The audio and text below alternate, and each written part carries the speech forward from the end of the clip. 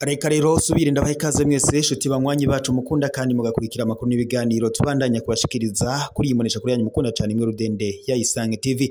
Ndabaha ikaze rero mu makuru yacu yo mwirijoro, amakuru abayiri wavugwa mu mihinga itandukanye, akaba ari amakuru rero abari buze kugaruka ku ngingo nkuru zitandukanye, na cyane tuza kwibanda mu gisata ca politike tukarabira hamwe ibiriko biravugwa ku gihugu cacu c'u Burundi, aho abatavuga rumwe n'ubutegetsi batanguye gutegura imigambi yo gutembagaza ubutegetsi burongowe na Evaristo Ndayishimiye. Ni mu gihe kandi Evaristo Ndayishimiye yavuze ko intambara iriko irabera mu buseruko bwa Repubulika Iharanira Intwaro Rusange ya Kongo ishobora kuzohava iba iy'akarere. Ni mu gihe kandi ibi yabivuze mu gihe aganiraga n'abahagarariye ibihugu byabo n'amareta, ndetse yanavuze ko umugwa wa M23 ushobora gutera winjira mu mugwa mu butunzi i Bujumbura. Vyagaragaraga ko Evaristo Ndayishimiye afise ubwoba. Ni mu gihe kandi muri Kongo haharurwa imigwi itwaje ibigwanisho myinshi cyane, ndetse harimo n'iyavuye mu gihugu c'u Burundi nk'umugwi utwaje ibigwanisho wa Red Tabara wamuhungabanya umutekano mu bice bitandukanye ngaha mu Burundi. Ni mu gihe kandi uyu mugwi wa Red Tabara uherutse kugaba ibitero mu bice bitandukanye, ndetse ukagandagura abanyagihugu batari bakeyi ndetse n'abasirikare mu ngabo z'u Burundi, bamwe bakasega ubuzima. Ni mu gihe kandi n'abandi batari bakeyi bari mu buhungiro bariko baridogera intwaro ya Perezida Evaristo Ndayishimiye. Mu kiganiro twagiranye na bamwe mu bari hanze y'igihugu bagarutse ku vyavuye mu matora yabaye ku wa gatanu ruheshe y'umwaka, aho rero biyamiriza ubusuma bwabaye, ndetse bakanavuga ko biteguriye gutanguza urugamba mu rwego rwo kurwanya ubutegetsi bwa Evaristo Ndayishimiye. Umugwi wa Red Tabara rero muri iri joro wasohoye itangazo ugabisha Perezida Evaristo Ndayishimiye ndetse nabo bafatikanyije kurongora ko vyanka bikunda ibintu bishobora kuba bibi bivanye nuko ngo Perezida Evaristo Ndayishimiye abandanya ngo kuboreza abanyagihugu igufwa, ndetse yanze ko umugwi wa Red Tabara ngo nawo uhabwa ibibanza muri politiki y'u Burundi. Umugwi wa Red Tabara urimo abaroberi batandukanye, na cyane ugwaruka, ukaba rero wamuhungabanya umutekano ngaha mu gihugu c'u Burundi, ibintu Perezida w'u Burundi Evaristo Ndayishimiye yamye yiyamiriza avuga ko uyu mugwi woba ari inkorabara. Ni mu gihe kandi abari hanze y'igihugu, na cyane abagwanya ubutegetsi bwa Evaristo Ndayishimiye nabo bavuga ko biteguriye gufatikanya n'uwo mugwi witwaje ibigwanisho wa Red Tabara mu gushaka gutembagaza ubutegetsi bwa Evaristo Ndayishimiye. Kuri ubu rero mw'iri joro umugwi wa Red Tabara wasohoye itangazo ugabisha Perezida w'u Burundi Evaristo Ndayishimiye ko ibintu bishobora kuba bibi mu butegetsi bwiwe, nk'uko amakuru duhawe n'amasoko yacu aturuka ku rubuga abishikiriza. Ndetse kuri ubu u Burundi biri kuvuga ko ubwoba bugeramiwe. Mbega bugeramiwe bute? Aho rero abatavuga rumwe n'ubutegetsi baba mu bihugu bitandukanye, na cyane abari mu buhungiro, babandanya biyamiriza ivyavuye mu matora, ndetse bagasaba ko abantu ngo bahaguruka bakagwanira demokarasi.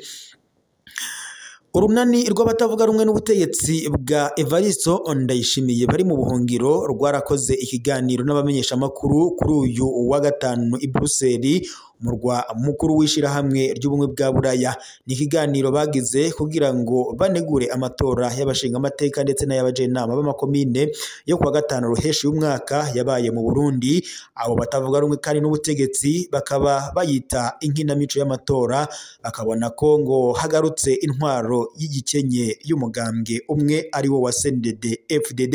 Uburundi burageramiwe, niko byashikirijwe na Frederic Bamvuginyumvira, umukuru wa Sifori Arusha, yari kumwe ndetse na Libere Nibashira kandi umuvugizi wa MAP Burundi, hamwe ndetse na Shovino Mungweneza, umuvugizi wa Coalition pour la Renaissance de la Nation, akaba ndetse n'umukuru w'umugambwe UPD Tsigamibanga, ikaba kandi ritavuga rumwe na leta. Abanywanyi b'imigambwe itavuga rumwe n'ubutegetsi barankiwe keshi gutunganya amakoraniro, bagakubitwa, bagaterwa ubwoba, bigakorwa cane n'imbonerakure, abarwanyi b'umuhari w'urwaruka rw'umugambwe uri ku butegetsi, ndetse ivyo ngo vyanaranzwe n'ibikorwa by'iterabwoba, ndetse byanatumye abatavuga rumwe n'ubutegetsi babangamirwa. Kuri ubu rero abatavuga rumwe n'ubutegetsi bari mu buhungiro basubiye gutera kamo umukuru w'igihugu cy'u Burundi Evariste Ndayishimiye ko vyanka bikunda ng'ibintu bishobora kongera bigahinduka bivanye nuko ngo boba barambiwe intwaro ya Evariste Ndayishimiye ndetse nabo bafadikanyeje kurongora ngaha mu gihugu cacu c'u Burundi. Tunyarukiye muri Uganda mu nkambi ya Nakivale, imiryango y'abantu 3,000 igiye guhabwa amafaranga y'ifashanyo n'ishirahamwe rituruka mu gihugu ca Leta Zunze Ubumwe za Amerika. Kuwa 9 mukakaro y'umwaka, umugambi wo gutanga ifashanyo y'amafaranga uriko urashigikira icizere ariko ukanavyura amatati mu ikambi y'impunzi ya Nakivale mu bumanuko bushira uburengero bwa Uganda. Ishirahamwe ryo muri Leta Zunze Ubumwe za Amerika rizwi nka Give Directly ryiyemeje guha amadolari 1,000 y'amanyamerika imiryango 3,000 y'impunzi zatorokanijwe nk'izishonje kurusha izindi. Uwo mugambi kandi uje mu gihe imfashanyo zisanzwe zamaze kugabanywa, ariko ukaba uriko uvyura impari hagati y'izo mpunzi muri iyo kambi. Iryo shirahamwe kandi riri mu gikorwa co gusuzuma amakuru ryaronse ku buhinga bwa HCR, ishirahamwe mpuzamakungu rijejwe impunzi kw'isi. Itegekanya kandi gutanga amadolari 1,000 kuri buri muryango mu bice bitatu mu kiringo c'amezi 12. Ayo mafaranga kandi akazotangwa ubwo nyene ku matelefone y'abene kuyahabwa. Iyo fashanyo kandi ntaco isaba, bisigura ko bene kuyahabwa badateye ayo mafaranga azotangwa mu bice bitatu mu kiringo c'amezi 12, abayahabwa bakayahabwa biciye kuri telefone ngendanwa zabo. Iyo fashanyo kandi nta mategeko iyaherekeza, bisigura ko uyaronse yemerewe kuyakoresha ukashaka, ariko ngo bakaraba kwiyumvira ibikorwa byazana andi mafaranga.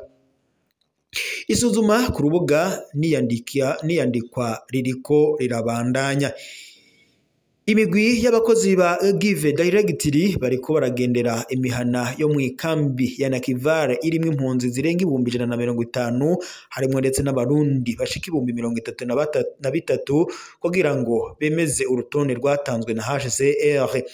Baraganira n'imiryango bakaraba uko babayeho, bakanabaza ico bategekanya gukoresha iyo mfashanyo.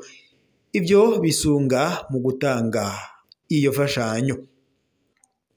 Icambere baraba kubakuze cane, ikindi abakenyezi bafise abana ariko batagira abagabo, imiryango itagira ibiyiha amafaranga buri munsi, imiryango irimwo abana b'imfuvyi canke abagendana ubumuga.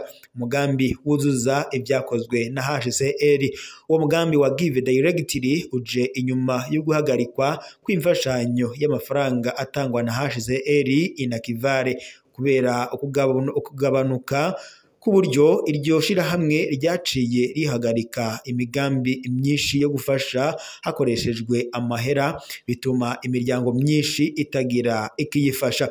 Give Directly iriko irabandanya ibitari byarakozwe, ibyo byahora ngo kandi baronka ntibikwiye. Ayo mafaranga nayo rero ngo arashobora guhindura ubuzima, niko bisigurwa n'umwe mu mpunzi z'abakongomani. Iryo shirahamwe risigura kandi ko ritaje gusubirira HCR, ariko ko ryitaho cane imiryango iri mu bukene bwinshi cane yibagiwe.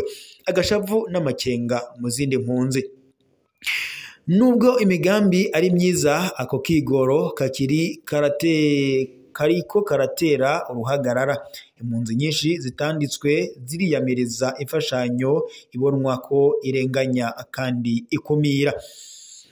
Bamwe mu barongoye abandi bafise amakenga yuko ivyo bishobora kuvyura agashavu, umutekano muke ndetse ngo mbere n'ubugizi bwa nabi.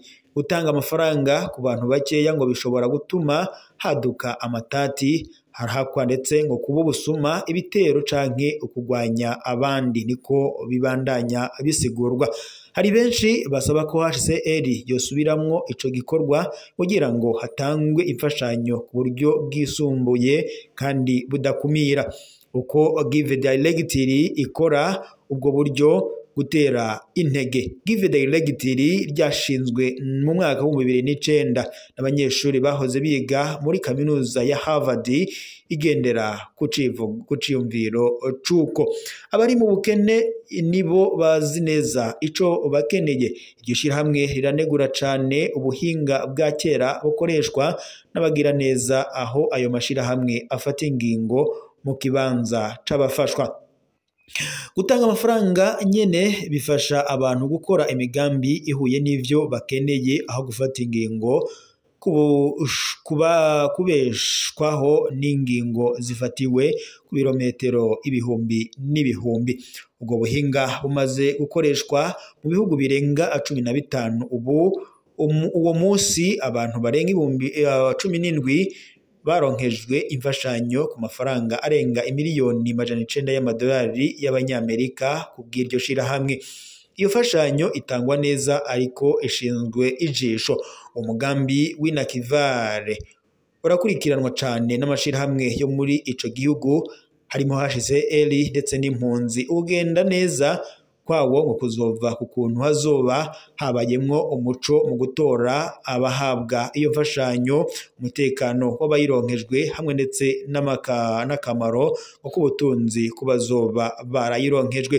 Mu gihe ifashanyo zari zimenyerewe ziriko zirahagarara, Give Directory iryo ririko riratora umuti urama ushingiye kubwizigirwa ndetse no guha ibikorwa bene vyo ku mpunzi nyinshi ngo ni akanyamuneza ndetse ngo kakaba ari n'akanya keza gusubira kuraba ivyerekeye kazoza k'izo mpunzi nk'uko izo mpunzi zibandanya zibitomora.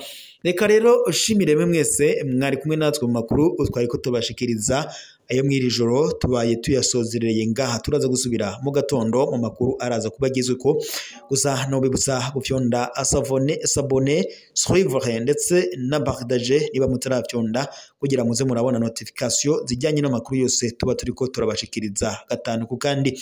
Reka mbashimire rero mwese mwari kumwe natwe amakuru yo mwiri joro tubaye tuyasozereye ngaha. Turaza gusubira mu makuru agizwe ko kuri imonesha kuri yanyu mukunda cyane muri Rudende ya Isange TV.